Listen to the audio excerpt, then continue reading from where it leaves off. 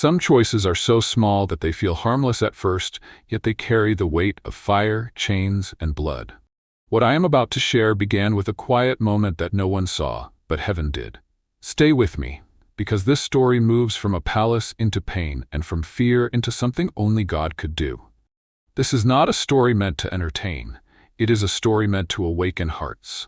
As you read, I want you to feel every step, every tear, and every breath I struggled to take. Before you continue, please comment where you are watching or reading from. Let us know your country or city so we can stand together as one family and continue to pray for each other. I was born into walls of gold, but my heart grew up in silence. People thought my life was perfect because I was a prince. They saw the palace, the guards, the servants, and the respect that followed my name. What they did not see was the loneliness that followed me everywhere. In Saudi Arabia, I was raised to obey without question, believe without searching, and live without doubt. Doubt was considered rebellion. Curiosity was considered danger. From the time I was a child, I learned that faith was not something you explored. It was something you inherited. The rules were clear, and the punishment for breaking them was clearer. Even as a boy, I saw fear in the eyes of grown men whenever forbidden topics were mentioned. Certain books were never named. Certain beliefs were never discussed. And one book above all others was spoken of only in whispers, if at all. The Bible. I first heard about it when I was 13. A foreign worker in the palace gardens was cleaning late one evening. I passed by with my guard, pretending not to notice him. As we walked away, I heard him humming softly. There was something peaceful in his sound, something different from the heavy quiet I was used to. Later, curiosity pulled me back. I asked him where the song came from. He told me it came from his faith. He explained, carefully and with fear in his eyes, that he believed in Jesus. He did not argue. He did not challenge me. He simply spoke as someone who had found rest inside his heart. That moment stayed with me. Over the next years, I watched people closely. I noticed that those who believed in Jesus carried suffering on their backs, but peace in their eyes. They were mocked, watched, threatened, and sometimes removed without explanation. Still, something about them refused to die. By the time I was 19, the questions inside me had grown too loud to silence. The palace library was massive, filled with ancient texts, religious books approved by law, and historical records. Every book had been checked, every page approved. But one night, while walking through a restricted corridor, I noticed a loose panel behind an old shelf. I do not know why I touched it. Maybe fear pushed me, or maybe God did. Behind it was a small, worn book wrapped in cloth. My hands shook as I unwrapped it. It was a Bible. My heart raced so fast I thought I would collapse. I knew the punishment for even touching it. Apostasy meant death. Reading it meant execution. Hiding it meant disgrace to my bloodline. But something stronger than fear held my hands still. I hid the book under my robe and returned to my room. That night I did not sleep. I waited until the palace was quiet. No footsteps, no voices. Only the hum of distant lights. I opened the book slowly, afraid the sound of the pages would betray me. As I read, something broke inside me. The words did not feel like rules. They felt like life. The stories were filled with suffering, betrayal, prisons, whips, and crosses. I read about Jesus choosing pain instead of power, love instead of force. I read about forgiveness being offered to enemies. It made no sense to the world I knew, yet it made sense to my heart. Each night after that, I read in secret. I learned which servants spoke too much and which ones kept their heads down. I wrapped the Bible tighter. I hid it deeper. But fear followed me like a shadow. Soon, changes appeared in me. I became quieter. I stopped laughing at cruel jokes. I avoided conversations about punishment and power. I spent more time alone. My family noticed. My uncle once told me that my eyes looked troubled. He warned me that weakness was dangerous in our house. I wanted to stop reading. I tried, but every time I closed the book, my heart felt empty. Then the dreams began. I saw myself standing in darkness while a light called me forward. I saw chains fall. I saw fire that did not burn. I woke up crying more than once. I did not understand it, but I felt drawn deeper. Persecution does not always begin with blood. Sometimes it begins with watching eyes. One evening, I returned to my room and sensed something was wrong. The air felt heavy. My hiding place was disturbed. The cloth was folded differently. The Bible was still there, but fear exploded inside me. Someone knew. The next day, guards came for me. They did not shout. They did not explain. They escorted me through halls I had never walked as a prisoner. People avoided my eyes. Doors closed behind me louder than before.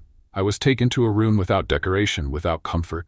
A man sat across from me. His face was cold. He told me they had found the forbidden book. He told me witnesses had spoken. He told me my name was now under investigation for apostasy. He explained that this crime carried no mercy. As he spoke, I felt my body weaken. My status meant nothing now. My bloodline could not protect me. Faith had crossed a line the law would not forgive. They took the Bible away. That moment hurt more than the chains. I was locked alone in a cell for the first time in my life. The walls were bare. The floor was cold. I had no bed, no clock, no voice, only my thoughts and fear. I realized then that my choice had cost me everything. I thought of my family. I thought of the garden worker. I thought of Jesus choosing suffering knowingly. Tears soaked the floor as I understood the weight of persecution. This was not a story anymore. This was my life. And it was only the beginning. There is a moment when fear stops being loud and becomes heavy. That was the moment I realized I was no longer a prince walking through halls of power, but a boy being pushed toward punishment. Stay with me, because this chapter moves deeper into suffering, where loyalty breaks and pain begins to speak. What happened next taught me that persecution does not rush. It slows down time, so every hurt can be felt. The guards led me away from my room before the sun rose. Their hands were firm, not angry, just trained to obey. The palace halls felt longer than ever. The walls I once touched with pride now felt like strangers. Every step echoed, and with each echo, I understood that my life had changed shape. They took me to a place beneath the palace. I had never been there before. The air was cold and smelled of stone and metal. The light was weak. I was placed in a small room with no window. The door closed behind me with a sound that stayed inside my chest. Hours passed, or maybe days. I could not tell. Finally, men came in. Their faces were serious, not cruel, but not kind. One of them showed me the Bible they had taken. He revealed to me that servants had been questioned. He explained that movements had been watched. He made it clear that secrets never stay hidden forever. He told me my reading was not seen as curiosity, it was seen as betrayal. They asked me why I had touched the forbidden book. They wanted reasons, names, connections. They wanted to know who had guided me. I tried to explain that my heart had been searching, not plotting, but they did not hear a heart. They heard a crime. One of them showed me documents. He explained that the law was clear. Anyone who left the approved faith was an enemy of the state and a danger to society. He revealed that punishment was meant to be public, so fear would teach others. As he spoke, my body felt small. My title meant nothing here. My family name was not a shield. In that room, I was not a prince. I was a case. They moved me to a holding cell. This place was worse. The floor was rough and cold. The walls were stained by years of suffering. I could hear sounds from other rooms, soft crying, heavy breathing, sometimes silence that felt louder than screams. I realized I was not alone in pain. Others had been here before me, and many had not returned. Food was given without care, water was limited, sleep came only in short moments because fear woke me again and again. Every sound made my heart jump. Every footstep made me think it was the end. Persecution began to work on my mind. I was told that my family had been informed. I was shown how disappointed they were said to be. One man explained that my actions had brought shame to my bloodline. He revealed that my future had already been written unless I corrected myself. They tried to break me without touching me. They told me stories of others who had chosen the same path. He showed me where they ended. He explained that repentance could save my body, but stubbornness would cost my head. He revealed that mercy was possible only if I denied what I had read and what I had begun to believe. At night, alone in the dark, my thoughts attacked me. I remembered my childhood lessons. I remembered warnings about fire and punishment. I remembered the safety of obedience. Fear whispered that I had made a mistake too big to fix. My hands shook. My stomach hurt. I cried quietly so no one would hear.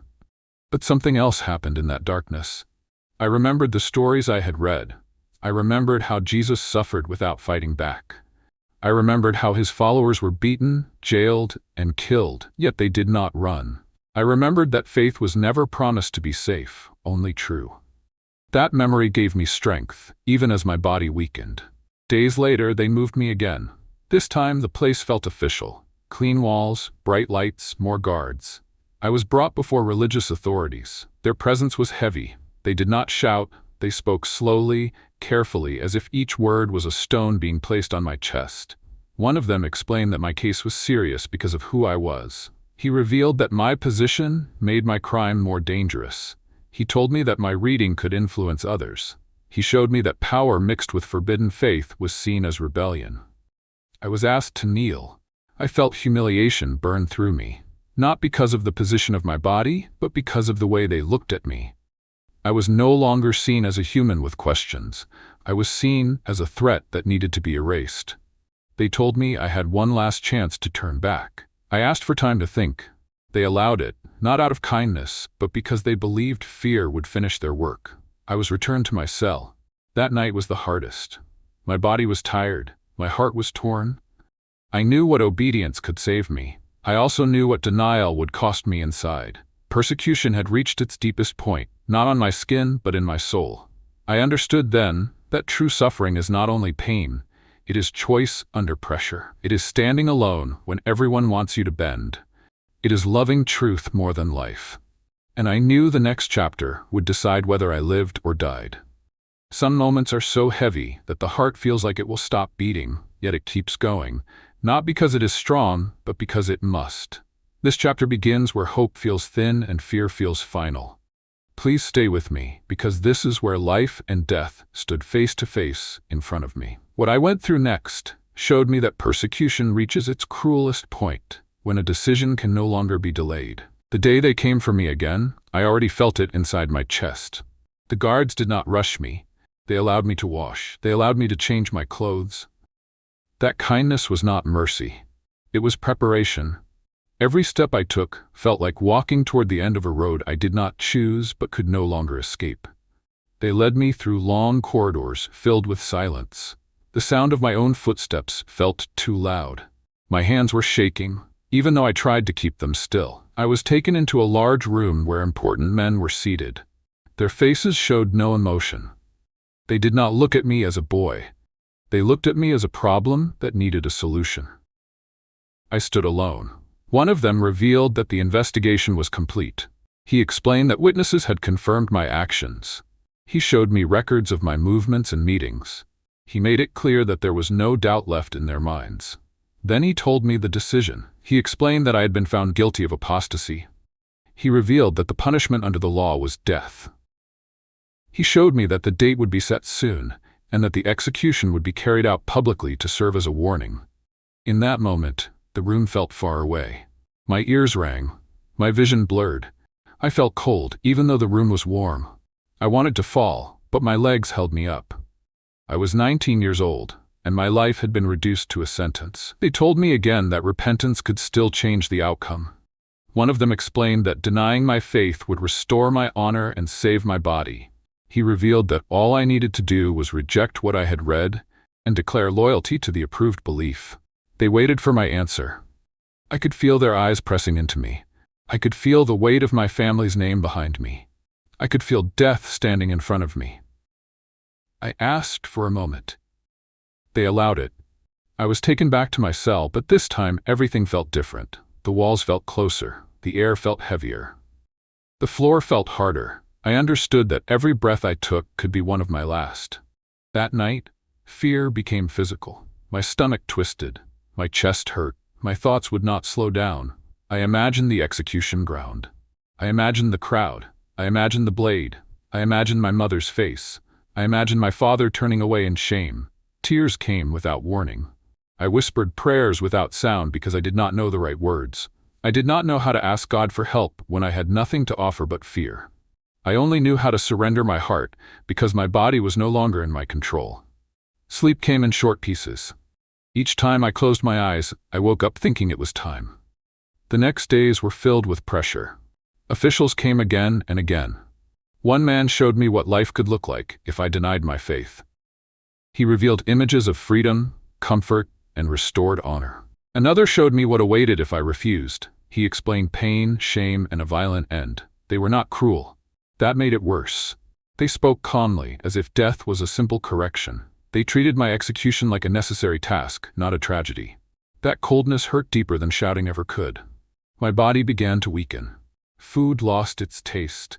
My hands trembled often. My head ached constantly. I lost track of time. I felt myself disappearing, piece by piece, as if persecution was slowly erasing me before death even arrived. Yet something unexpected happened. In the middle of fear, peace visited me. It did not remove the danger. It did not open the door. But it sat with me. I remembered the stories again. I remembered that Jesus faced false judgment. I remembered that he stood silent before those who held power. I remembered that suffering did not mean abandonment. That thought became my anchor. The final day was announced. A guard revealed to me that the execution had been scheduled. He showed me the seriousness in his eyes. He did not threaten me. He simply informed me. Then he looked away, as if he could not bear to see my face. I was allowed to write a final message to my family. My hands shook as I wrote. I did not accuse anyone. I did not defend myself. I simply expressed love. Tears blurred the page. I was then left alone. This was the loneliest moment of my life. No guards, no voices, just me and the sound of my breathing. I realized that persecution had taken everything from me except my faith, and that was the one thing they wanted most. I knelt on the cold floor. I did not ask for escape. I did not ask for life. I asked for strength to endure whatever came next. I asked God to be near, even if death was closer. And that was when everything began to change. When a person has nothing left to lose, that is when heaven often moves the loudest. What happened next did not begin with freedom, but with fear reaching its final breath. Please stay with me, because this chapter was written with tears, pain, and a miracle no prison could stop. I thought my story was ending, but God was only turning the page. The morning of my execution arrived quietly. No trumpet, no warning, just footsteps outside my cell. The guards came for me before the sun fully rose. One of them showed me clean clothes and revealed that this was part of the final process. His hands shook as he passed them to me. That was when I knew this was real. I washed slowly. Every drop of water felt like a goodbye. I looked at my hands and wondered how they could still move when my life was about to end. My heart beat hard, but my mind felt strangely calm. They placed chains on my wrists. As I walked through the corridor, I noticed things I had never cared about before. The cold stone under my feet, the way light fell through a small window, the sound of birds outside the walls. Life was still happening, even as mine was being taken. I was brought to a holding area near the execution ground. Through a small opening, I could hear voices gathering. I knew there would be people watching. Persecution does not hide. It displays pain so fear can grow in others. That knowledge hurt deeply. I was not only dying, I was being used as a warning. An official came to see me one last time. He revealed that the decision still stood. He showed me papers already signed. He explained that if I changed my position even now, the process could stop. He waited, watching my face for weakness. I felt fear rise again, strong and sharp. My body wanted to live. My mind wanted escape, but my heart could not deny what it had found. I thought of the Bible taken from me. I thought of Jesus carrying his cross while others watched. I understood then that faith does not remove suffering, but it gives suffering meaning. I lowered my head. I did not fight. I did not argue. I simply surrendered my life to God. That was when something changed. I cannot explain it with power or logic, but fear loosened its grip. My chest felt lighter. I sensed a presence that did not come from the room. It felt like peace standing beside me. I knew I was not alone. Suddenly there was noise outside. Voices rose, footsteps hurried. The calm order broke. Guards began moving quickly. One of them opened my door again. His face looked different now. Confused, afraid. He told me to wait. Minutes passed that felt longer than days. I stood still, chains on my wrists, heart steady. Then more officials entered. They spoke in low voices. Documents were shown. Phones were passed around. Something had happened beyond the walls. Later, I was told that international pressure had reached the court. News had spread faster than expected. Foreign leaders had intervened. Human rights groups had raised alarms. My execution had become visible to the world. But that was not all. One of the men revealed that my case had been reconsidered because of political risk. He explained that killing a royal family member under global attention could cause instability. He showed me that my sentence was being changed. Death was removed. My knees almost gave way. I was not set free. Freedom did not come easily. My title was stripped. My inheritance was taken. I was placed under permanent watch. I was moved out of the palace and into isolation. I lost my family, my position, my future as I knew it. But I was alive. Persecution did not end. It changed shape. I was monitored daily. My movements were limited. My name was erased from records. Friends disappeared. Doors closed. I lived quietly, watched closely, treated like a shadow. I carried trauma in my sleep and fear in my steps. Yet inside me, something could not be taken. Faith survived. I did not have a Bible anymore, but the words lived in my heart. I prayed without sound. I trusted without proof. I lived knowing that Jesus had stepped in when death was already reaching for me. I learned that miracles do not always look like open prison doors. Sometimes, they look like breath where there should be silence. Today I share this story so others will know the cost of faith and the power of Christ. Around the world, many believers face prison, beatings, rejection, and death simply for choosing Jesus. Their pain is real. Their tears matter. Heaven sees them. If you are reading this, I ask you to pray. Pray for Christians who are persecuted. Pray for those in cells, in hiding, in fear. Pray for strength, courage, and comfort for them. Do not forget them. And if you want to turn your heart to God today, you can do it simply. Bow your heart and say this prayer quietly. Ask God to forgive your sins. Tell Him you believe Jesus gave His life for you.